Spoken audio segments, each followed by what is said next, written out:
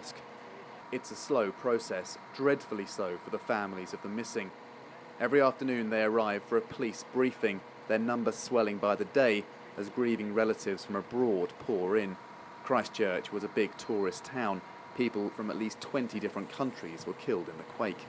They're overseas, they've received dreadful news, they've had to arrange travel in a haste, and they've come to a part of the country that's quite badly affected by the earthquake.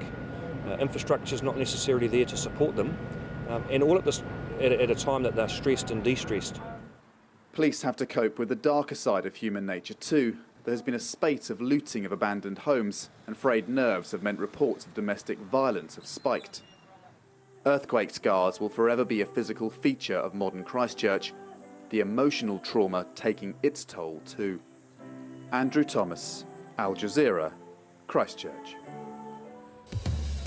This news just reaching us from the Democratic Republic of Congo. The country's President Joseph Kabila's house has been attacked, apparently in an attempted coup. That's according to the country's information minister. Officials say 6 of the attackers were killed. So an attempted coup, according to authorities in DR Congo. And the residence of President Joseph Kabila apparently under attack, and 6 people killed. The coup put down.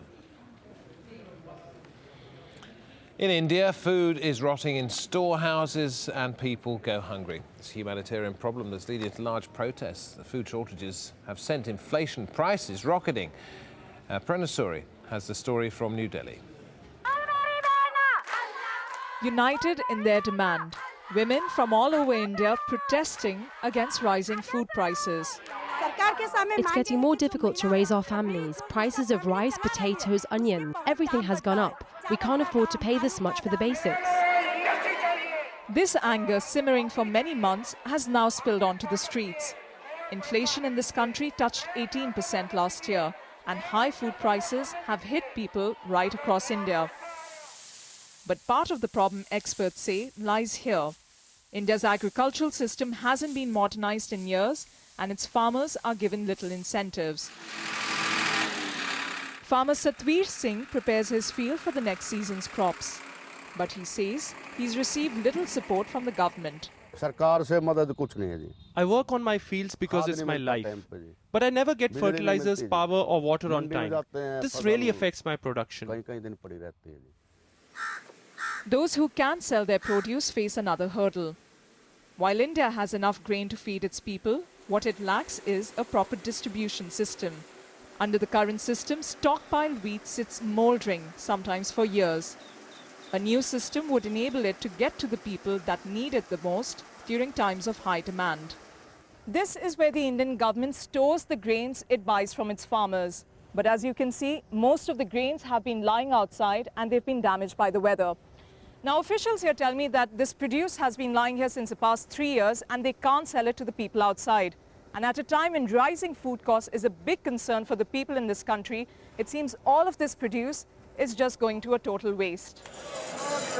Experts say long-needed agricultural reforms are vital if the current hardship is to be eased. Last agricultural revolution took place in the mid-60s. Now you require a second revolution of building infrastructure to store food grains and be able to deliver them in the same condition in which they were procured. The government has done nothing of that sort.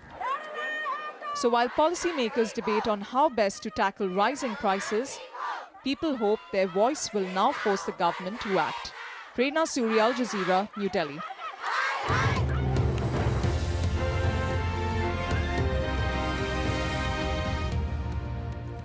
David Foster with the headlines for you here on Al Jazeera. There are reports now suggesting that cities in the west of Libya, including AlZawiya and Misrata, have fallen to opposition supporters.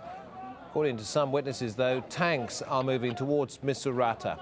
It means the uprising is getting closer to the country's capital, Tripoli, with some protesters now saying they will march there.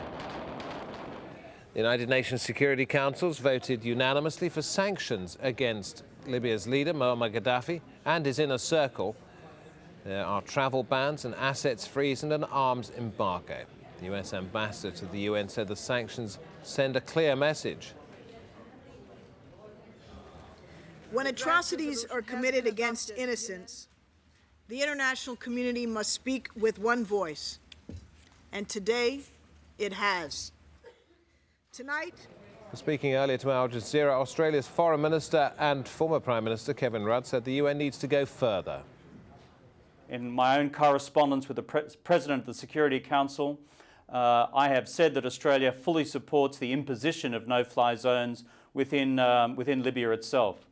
As for other actions by the Council, my own view as Australia, as the Australian Foreign Minister, is that all other options should remain on the table as well. At least 2 people have been shot dead by Omani police, according to witnesses in the area north of the capital called Soha. Tear gas was used on demonstrators in the industrial city. Witnesses saying at least 1,000 people wanted political reform, and the military are now moving in. And reports of an attempted coup in the Democratic Republic of Congo. Country's information minister says President Joseph Kabila's house was attacked in the capital, Kinshasa, and 6 attackers were killed. Now time here on Al Jazeera for Listening Post.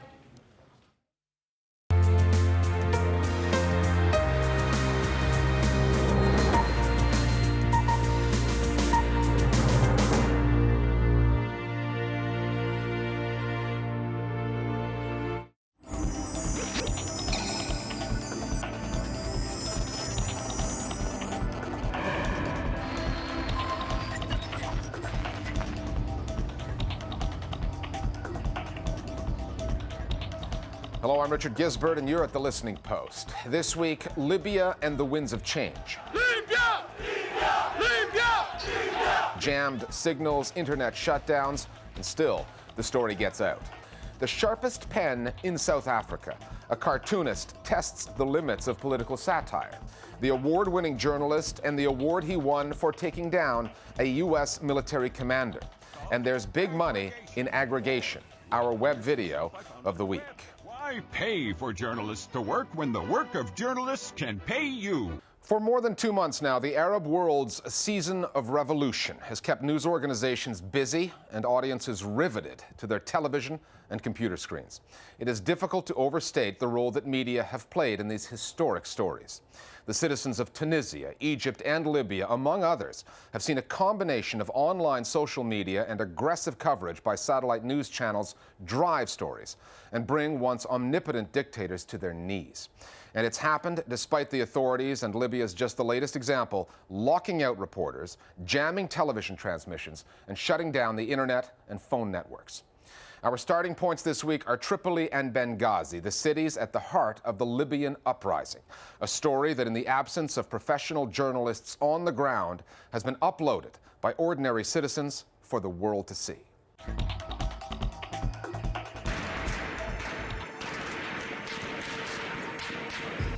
In 1988, a well-known Arab figure and part-time author wrote, "When the instrument of government is a dictatorship, a society has no means to express its position and rectify the situation other than through violence. It has no other option but to rise in revolt."